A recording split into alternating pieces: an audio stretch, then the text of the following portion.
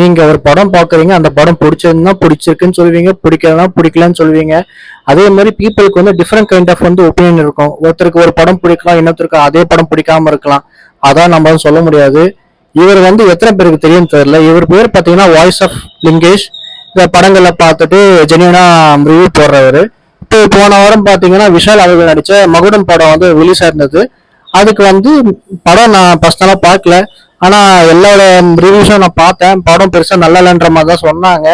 இவரும் அதே மாதிரி வந்து அந்த பப்ளிக், அதாவது தியேட்டர் வெளியே ரிவ்யூ தருவாங்களா, அந்த மாதிரி படம் நல்லா இல்லைன்னு சொல்லியிருக்காங்க.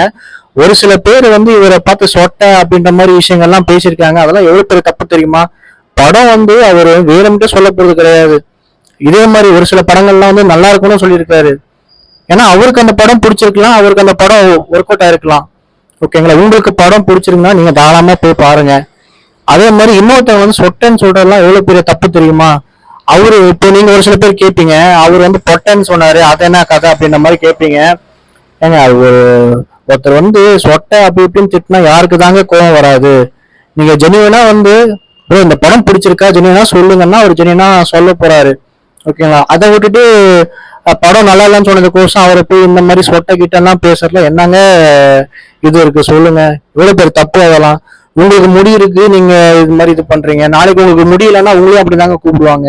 ஒருத்தவங்களுக்கு அது வந்து எவ்வளவு ஹர்ட்டிங்கா இருக்கு தெரியுமா? தயவு செஞ்சு இந்த மாதிரி விஷயங்கள்லாம் பண்ணாதீங்க. இன்னொன்னு, படம் பிடிக்கலன்னா பிடிக்கலன்னு தாங்க சொல்லுவாங்க, பிடிச்சிருக்குன்னா பிடிச்சிருக்குன்னு சொல்லுவாங்க. பர்சனலா வெஞ்சன்ஸ் வச்சுட்டு யாரும் இங்க படம் பார்க்கறதும் கிடையாதுங்க.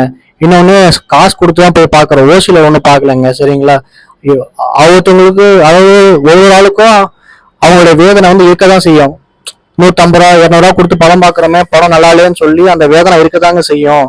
ஸோ அப்படின்றப்போ படம் நல்லா இருக்கு நல்லா இல்லைன்னு சொல்றதுக்கு அவங்களுக்கும் உரிமை இருக்குங்க.